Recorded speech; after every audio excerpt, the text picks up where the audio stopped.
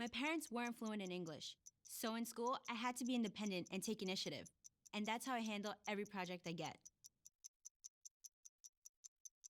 Hey, Kevin, you thinking about retirement? I'd love to, but I'm pretty busy with all this. Yeah. Hey, let's meet our retirement coach, Avo. A is for taking action. Not anxiety? No, Kevin, you're gonna be fine. You sing? Barely.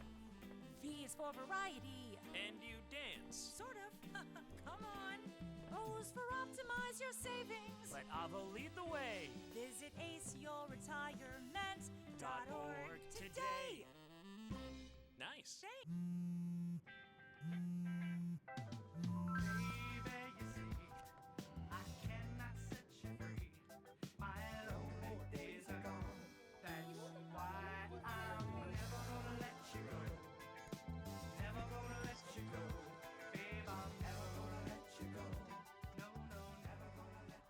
Here you go. Thank you. Thank you.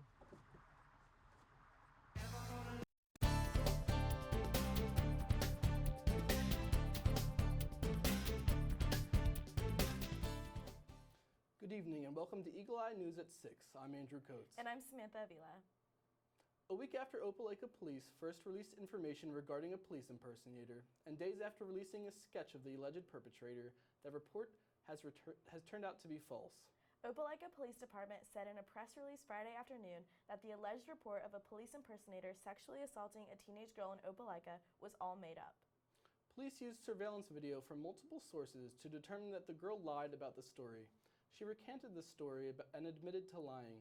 The investigation will remain ongoing, with the focus of shifting to the false reporting of an incident. Opelika City school teachers will get pay raises for tutoring and other teaching services thanks to a vote last Tuesday by the city's Board of Education. The pay rate for these teachers will increase from $25 per hour to $30, as recommended by the Superintendent of Curriculum, Jeannie Miller. School Superintendent Mark Neighbors said that the pay increase helps the school system compete, noting the state's teacher shortage as the reason for wanting to, quote, keep talent local. The board also voted to give Opelika High School students the option of dual enrollment studies at Auburn University. The board approved an agreement with the university that could allow students to go to the campus for their classes. A team of Auburn University civil engineering graduate students and researchers are gaining real-world, hands-on experience that will benefit a community south of Huntsville, Alabama. The students are aiding the town after a landslide closed a section of the Highway US Route 231 on top of Bridley Mountain. The team will be led by Jack Montgomery, assistant professor of civil engineering, as they attempt to map the layers of the rock below the road surface and identify what is causing the road to crack. The team will deliver the results to the Alabama Department of Transportation. The team conducted testing on the highway on February 17th and will return on February 21st to perform additional tests. The road will remain closed until the Department of Transportation can design a repair plan for the slide. The new Auburn Fix-It app is a mobile service that allows residents to directly interact with the local government and report non-emergency issues. This service is aiming to close the gap between the community and the local government. The public can now upload reports by submitting specific locations, photos, as well as videos to help receiving and fully comprehend the issue. The Auburn Fix-It app is available for mobile devices on the Apple App Store, Google Play, and for computer devices on the city's website at www.auburnalabama.org/fixit. We'll be back with more after this. You're watching Eagle Eye News at 6. My mother was always very familiar with her neighborhood, but one day she stopped at the stop sign for much longer than usual, and she didn't know whether she should go forward or turn, and she wasn't even really sure where she was at. It was very unsettling for her. I felt so much better after my son told me, "Mom, I don't want you to worry or be afraid. I'll be there for you, and we'll figure it out." I'll be right back. Hi! You think you're probably sober? Yeah. But you're thinking about taking the back roads home, just in case. If you're probably sober, then why would you do that?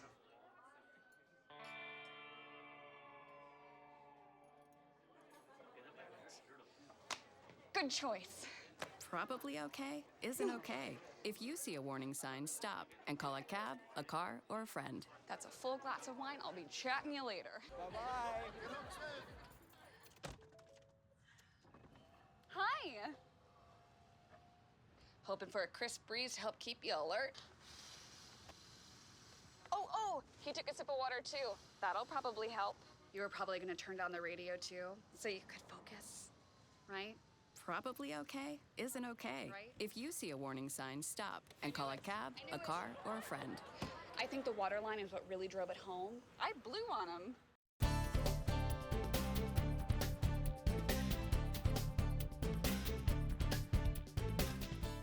The Office of University Writing continues its WOW, Working on Writing Wednesdays workshop series this spring to address both big picture and sentence level writing concerns and help students strengthen their writing skills, no matter what their discipline or experience level is. WOW Wednesdays workshops are offered most Wednesdays from 2 to 3:30 p.m. in the ePortfolio studio at RBD Library throughout the semester. Workshops are organized into tracks to help students decide which sessions will be the most valuable to them and align best with their writing goals. Students can sign up for an entire track or pick and choose which workshops they wish to attend throughout the semester. Track and session descriptions can be found on the WOW Wednesdays event page.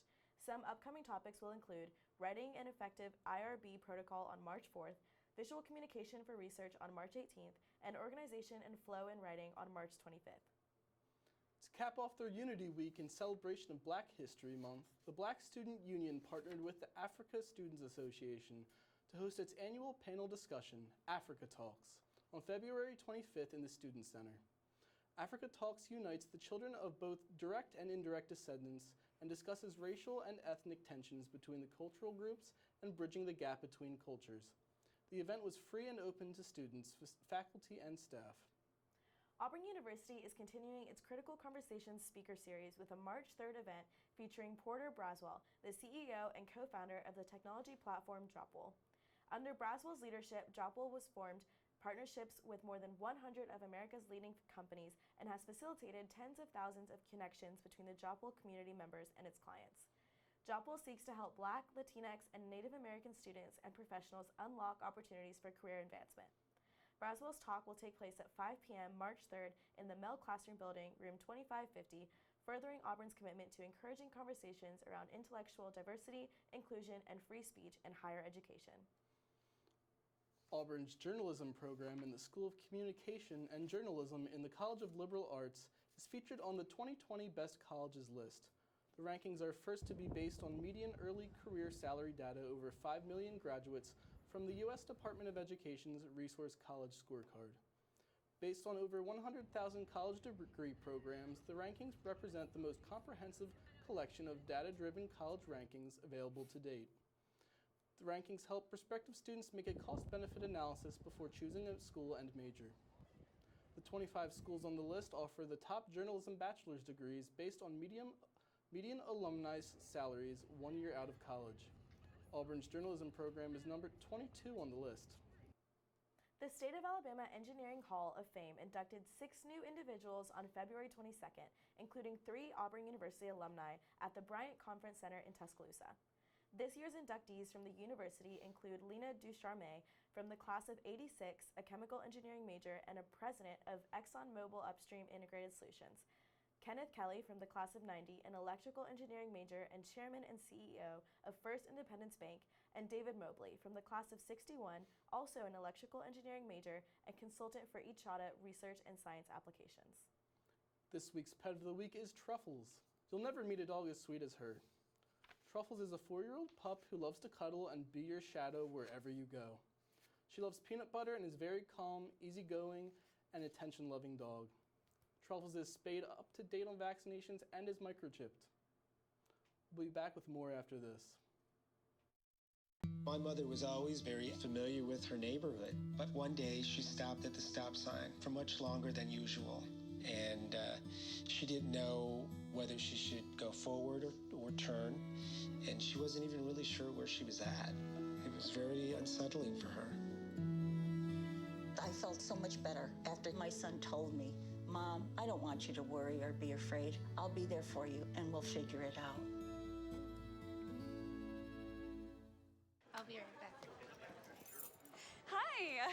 You think you're probably sober? Yeah. But you're thinking about taking the back roads home, just in case. If you're probably sober, then why would you do that?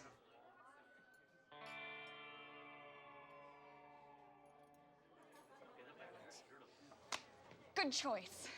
Probably okay isn't okay. If you see a warning sign, stop and call a cab, a car, or a friend. That's a full glass of wine. I'll be chatting you later. Bye-bye. Hi. Hoping for a crisp breeze to help keep you alert. Oh, he took a sip of water too. That'll probably help. You were probably gonna turn down the radio too, so you could focus, right? Probably okay isn't okay. Right. If you see a warning sign, stop and call a cab, a car, or a friend. I think the water line is what really drove it home. I blew on him.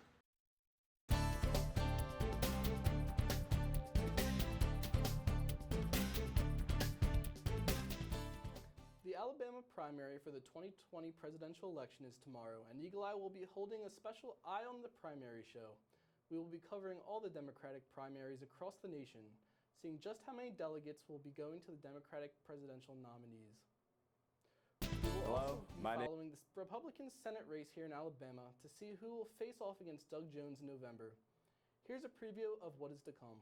My name is AJ Rivera from Eagle Eye TV, Auburn University. A new poll in Alabama is showing how 5 Democratic nominees would potentially do against President Donald Trump. Based on these pollings by Mason-Dixon, Mike Bloomberg is projected of having the best chance of beating President Trump in Alabama. So as you can see, Trump has about a 14-point edge on Mike Bloomberg. But moving down, you see that Biden is coming in at a close second with Trump plus 20 points. Pete Buttigieg has a Trump plus 21. Bernie Sanders is coming in 4th with Trump plus 23. And then rounding out the top 5, we have Elizabeth Warren at Trump plus 27. Now, one thing to keep in mind when looking at these numbers is that they do still have Trump winning Alabama. And that is because historically, Alabama is a Republican state. The last time that the Alabama the delegates voted for a Democrat was in November of 1976 when voting for Jimmy Carter. But looking at this, I think there will be a fairly accurate representation on what the Alabama Democrats will be voting for in the coming days. So moving on to the Alabama Republicans that are running for Senate. So there's 7 Republicans that are running, but the 4 main ones are Roy Moore, Bradley Byrne, Tommy Tuberville, and Jeff Sessions. So these Republicans are running for the Republican ticket to face off against current Democratic Senator Doug Jones. So Doug Jones is running unopposed. So the 4 that I have stated, Judge Roy Moore, Congressman Bradley Byrne, and the ex-Auburn head football coach Tommy Tuberville, along with the ex-Attorney General Jeff Sessions, are the 4 Republicans that are leading the race. As you can see, Roy Moore of the 4 of them, is in last place, followed by Bradley Byrne. And then you see a really close, at least amongst our poll, tight race between Coach Tuberville and ex-Attorney General Jeff Sessions. So this poll, also done by Mason-Dixon, is of course just done amongst Alabama residents, as this is for the Alabama Senate. But I do believe that this will be a fairly accurate representation of what we'll see come March. Thank you for tuning in to us. I am AJ Rivera at Eagle Eye TV, Auburn University. In addition to the primary elections, Alabamians will have an opportunity to vote on a new amendment. There's a new amendment up for voting in this year's primary election. Titled Amendment 1, this new amendment would rename the State Board of Education to the Alabama Commission on Elementary and Secondary Education. Currently, the State Board is elected and the superintendent is appointed by the board. Alabama is one of 11 states that elects their school boards, and one of 6 where the board then appoints the superintendent. Other states include Michigan and Utah. The new amendment would change the board from being elected by voters to being appointed by the governor and confirmed by the Senate. The title of the State Superintendent of Education would also be changed to the Secretary of Elementary and Secondary Education. The new amendment would align Alabama with 12 other states, including Kentucky, Florida, and Arkansas. If this amendment passes, it would be the 947th amendment to the Alabama Constitution, which is already the longest constitution in the nation. The amendment is one of the big talking points of Governor Kay Ivey's State of the State address. She states, "We've become too complacent on being at or near the bottom of national education rankings." Citing the nation's report card, Alabama is 49th in terms of reading and 52nd in terms of math. Governor Ivey claims too many of our high school graduates simply aren't ready for college or a career, and has high hopes that the new amendment will improve education in Alabama. As votes come in, Eagle Eye will keep you informed on whether this amendment passes or not. Tune back in tomorrow at 6:30 for Eagle Eye's Eye on the Primaries show and find out if this new amendment will be passed. That's all the news we have for you tonight. Keep up with all of the latest Auburn news throughout the week by following us on Facebook, Twitter, and Instagram at Eagle Eye TV. I'm Andrew Coates. And I'm Samantha Avila. Thanks for joining us, and War Eagle. Touchdown!